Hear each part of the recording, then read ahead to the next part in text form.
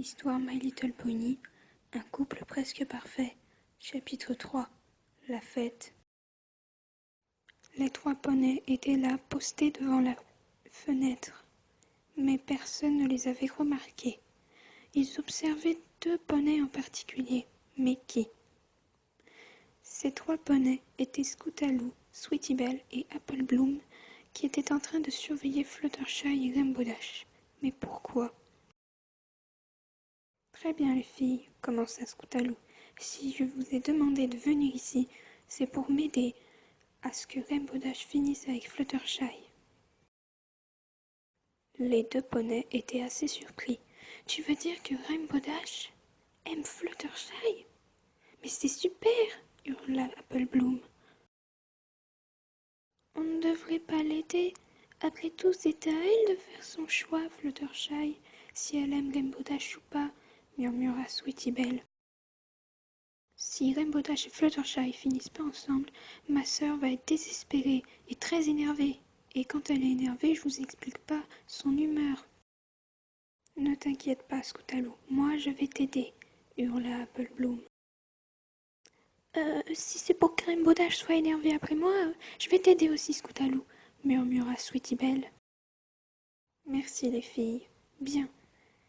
Nous devons faire en sorte à surveiller Fluttershy à ce qu'elle ne se fasse pas draguer par d'autres poneys. Cela mettrait Rainbow Dash en rogne et elle pourrait tout gâcher. Cela faisait déjà 3 heures que la fête avait commencé et les 3 poneys commençaient déjà à être fatigués. Je n'en peux plus, murmura Apple Bloom tout en bâillant. Ça se termine à quelle heure demanda Sweetie Belle.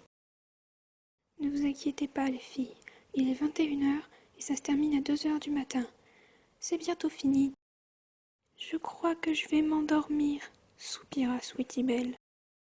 En plus, Fluttershy ne s'est fait draguer par aucun poney, et Fluttershy et Rainbow Dash ont passé leur soirée à discuter, à rigoler et à s'amuser, pendant que nous on est en train de les surveiller. Courage les filles, vous devez tenir le coup avec moi. Moi aussi je suis fatiguée, mais moi au moins je me suis reposée cet après-midi. Forcément, tu savais que ça allait se passer comme ça, nous on le savait pas, murmura Sweetie Belle. Ouais, et puis on devrait faire attention à ne pas se faire opérer par quelqu'un. En effet, les 2 Pégases s'amusaient comme des folles. Je suis épuisée, soupira Fluttershy. Je n'en peux plus. Je vais chercher quelque chose à boire, je reviens. Ok, lui répondit Rainbow Dash. Je suis sur la bonne voie, pensa Rainbow Dash. Mais je pense que je vais plutôt lui dire à la fin de la soirée. Rainbow Dash sourit et regarda au-dessus d'elle. Et elle regarda au buffet où était censé se retrouver Fluttershy, qui était parti chercher des boissons. Mais elle n'y était pas. Elle regarda tout autour d'elle et dans la salle. Il n'y avait pas Fluttershy. Elle avait disparu. Elle alla au fond de la salle où se trouvait plein de monde qui dansait.